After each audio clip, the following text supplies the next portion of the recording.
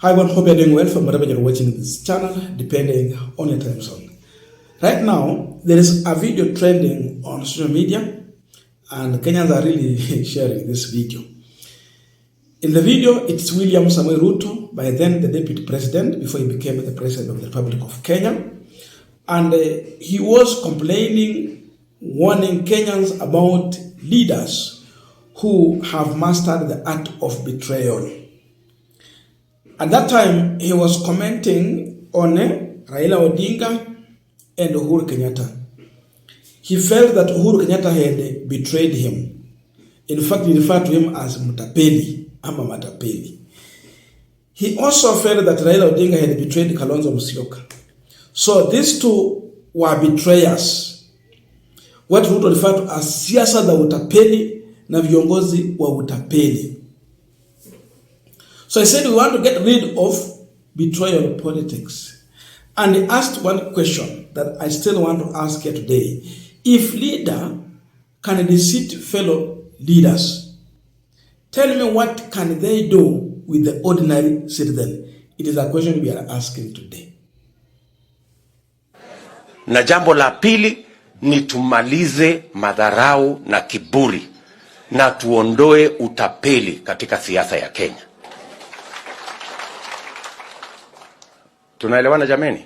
That is what we must do as citizens of Kenya. This year we have a huge responsibility to clean the slate. Taifa letu la Kenya limekwama na imekwamishwa na viongozi matapeli. That is how this country is stuck. This country has been held hostage by politics of personality and people who run the politics of our nation by betrayal and deceit. That is what has held back Kenya. Because if a leader can deceive fellow leaders, tell me what they will do with ordinary citizens. See, ordinary citizens are a big risk. You know?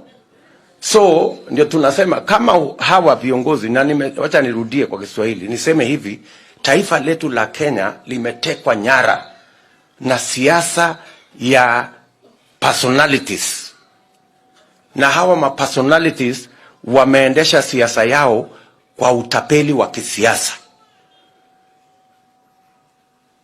Walitapeli watu wa NASA ikasambaratika. Wakakuja wakatapeli sisi katika Jubilee, Big Four ikapotea, chama ya Jubilee ikasambaratika. Ndio hiyo wameenda huko kwa kuzimia, wametapeli wengine huko kwa kuzimia. Kina Alfred Mutua wakatoka. Juzi wametapeli hata Kalonzo. Sasa Kalonzo nasikia amerudi nyumbani kuchunga ng'ombe. Sasa hawa matapeli. Ndio sababu hiyo lazima tufanye bidii jameni. Tufanye bidii juu chini, tarehe 9 mwezi wa 8 tuokoe taifa letu kutoka hawa matapeli. Kwa sababu kama wanaweza kutapeli viongozi wenzao, wa Kenya watawaangaisha. And we must stop them. Ama mnasemaje watu wa? Now in that contest, it was between Ruto and the two, Uhuru and Raila. Today we are talking about William Ruto against one, regarding Gachagua. Same contest. That is what we want to look into, but just a quick request for those who are watching and you have not yet subscribed, please consider subscribing. To our returning subscribers, I must say thank you so much. And again to all our viewers, please give this video a thumbs up. Thank you so much, and back to this discussion. Now, the feeling in the public and those who support Rigathi Gachagua is that William Samoei Ruto, the president, has betrayed Rigathi Gachagua. We have heard of how William Ruto was starving from financial support for his campaign. By that time, Uhuru Kenyatta had closed all the taps for looting, such that even Ruto's allies in the government were fired. Some were put in ministries where they were not given money. Sometimes those in other ministries that attract fundings, the PSS were more powerful than the CS. So he was starving from cash, and he was looking for a candidate who had financial muscles and ready to fight Uhuru Kenyatta and also a mobilizer. In that, Gachagua was fitting the needed characters that Ruto was looking for. He came with deep pockets. We had yesterday about 2 billion Kenyan shillings that Gachagua wanted to recover. He came with a mobilizing tactic that worked, even if it means paying people to mobilize. He did it. Then he was also ready to take on Uhuru Kenyatta. It worked. Now Gachagua is here suffering. Gachagua has been betrayed. Ruto is kicking Gachagua out after, smashing his 2 billion Kenyan shillings. He don't want Gachagua. He is crucifying Gachagua today. What are we going to describe Gachagua? What kind of character are we now going to give to William Ruto? Because he told us that we have leaders who are deceit. They are betrayers. And his warning was that if a leader can deceive fellow leader, what can they do with the ordinary mwananchi?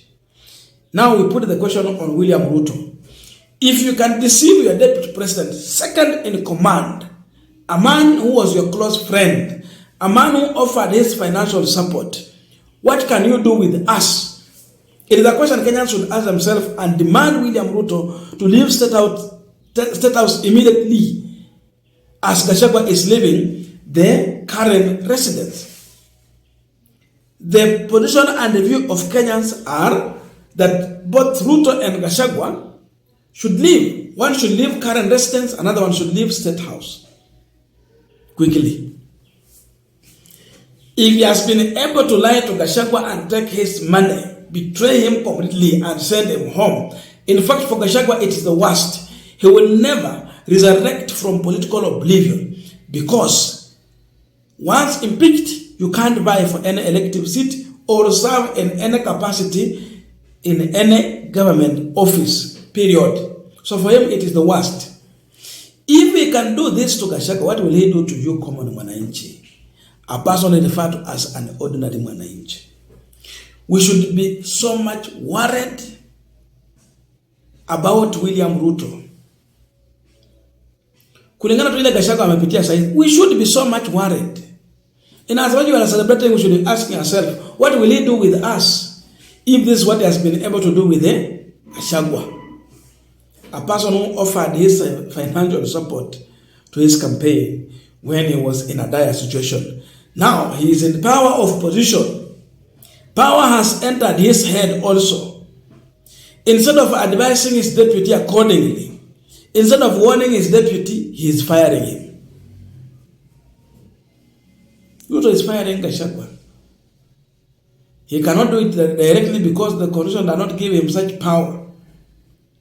He has to do it through National Assembly and the Senate. Even if it will demand money, he is ready to give the money.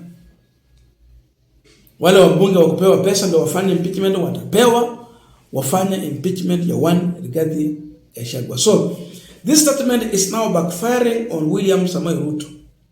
I think where Gachagua is, if he is listening to this, he will be referring to Ruto as Tapeli Mkubwa. Kama kweli Raila Odinga alikuwa tapeli kwa Kalonzo, na Uhuru Kenyatta akakuwa tapeli kwa William Ruto, then tunaweza sema pia Ruto ni tapeli mkubwa kwa Rigathi Gachagua. In fact, for Uhuru Kenyatta, Ruto did not come with his money. Uhuru had enough money. The family has old money. He came with money. Ruto just offered support in terms of people. But for Rigathi Gachagua, came with his Mount Kenya region people, he came with his money. You look at the difference now. So if we have one of the biggest betrayer, what we refer to as Tapeli, now we say Tapeli Mkubwa zaidi ni Mheshimiwa William Ruto. Ametapeli Gachagua. Saizi anamfukuza kama mtu asiyefaa. Lakini kwa Wakenya sasa tunajua Ruto na Gachagua hawafai. Wote ni wachafu, wote ni wabaya, wote ni wafisadi.